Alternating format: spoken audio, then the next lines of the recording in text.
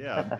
You Yeah. mentioned England. You said you left England for a reason, and always knew clearly. I always knew you were from England, but I never knew what part of England you were from. So I was Great curious. question. Yeah, I talk. always show my hand at this point. I show my hand and I go into the middle. So you can see this, obviously, but I was from the heart of England. That's why I use the hand and point to the middle, the heart of England, Shakespeare country. So I was born in Warwickshire in a town called Royal Leamington Spa.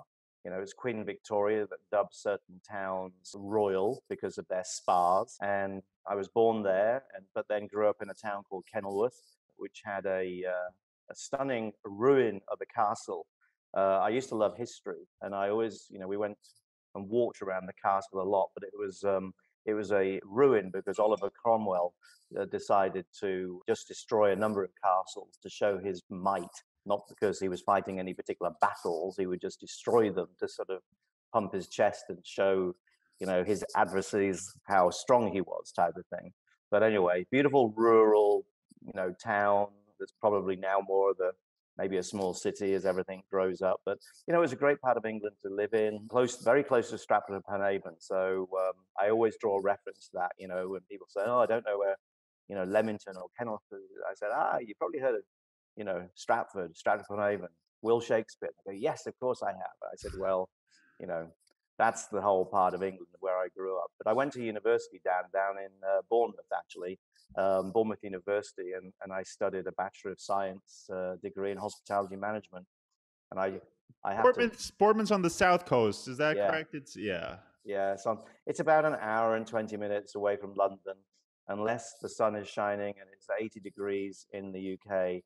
And then that drive can take you 4 hours because Okay. basically halfway down you hit a traffic jam because everybody's going to the south and they're beautiful beaches. I mean, it's golden sand, like Brighton, which is the closest resort area to London, is all pebbles. It's all stony beaches. But Bournemouth, Dorset, Hampshire, it's all really golden sand, and it's a beautiful place when the sun is out again. Yeah, I saw. It was interesting. I saw some photos from the G. I know the G7's happening in England this week, and they were on all the diplomats. They were on a beach, and it looked like almost like a tropical place. And I think Yes, England gets this reputation for being this sort of dreary place, and of course it is. But there's also sort of gems on the oh, coast and there's things like that. definitely when the sun shines, the gems really shine, and Yeah. England, a little bit like the Pacific Northwest, but in fact very very similar. If England could only have more Sundays. In fact, one of the reasons I'll tell you, one of the reasons I chose Bournemouth because I could have gone to Strathclyde University, which is actually Glasgow, Scotland. I could have gone to Surrey University, which is close to London in obviously the county of Surrey, or I could have gone to Bournemouth University, and I chose Bournemouth because I thought, well, Glasgow doesn't have any beaches. Surrey is landlocked as well and doesn't have any beaches, but Bournemouth does. So I could actually do some revision on the beach, Yeah. perfecting my tan, and that really was the driver. I actually also realized there was a little bit of me that said, you know what, why not study hospitality in a city that is driven by hospitality? So, in the summer months from Easter to October, really, Bournemouth and that part of the coastline is an incredibly popular domestic holiday destination, where the people are driving caravans, which is what the British call, motor vehicle homes sort of thing, or whether they're staying in bed and breakfast or they're staying in, anything from 2 to 5 star hotels. There's a lot of demand. And it really is. I mean, if the sun shines, you really get a true vacation feel and there's a true vibe. And that's why I said, you know what, if I'm going to study hospitality, I might as well be in a Yeah. location where it's sort of all around me.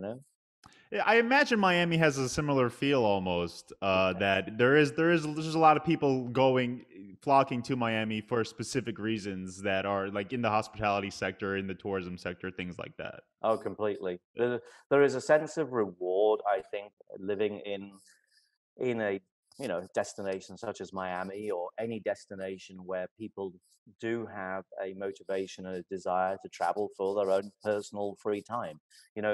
Free time is one of the most valued things we all cherish. It's a luxury, actually, and how you utilize that free time, truthfully, I think is as a luxury, and it's very personal. And you meet with friends, you meet with loved ones, etc.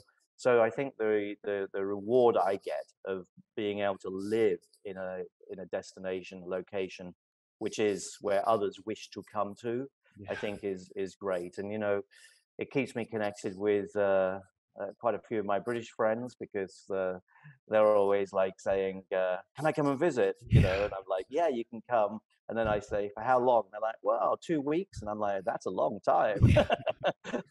um, but you understand why people want to come through. And then, of course, for me, Miami is it's great to be here, because it is the global capital of the I like to call it, you know me, Dan. I like to call it the ocean resort industry, not the C word. So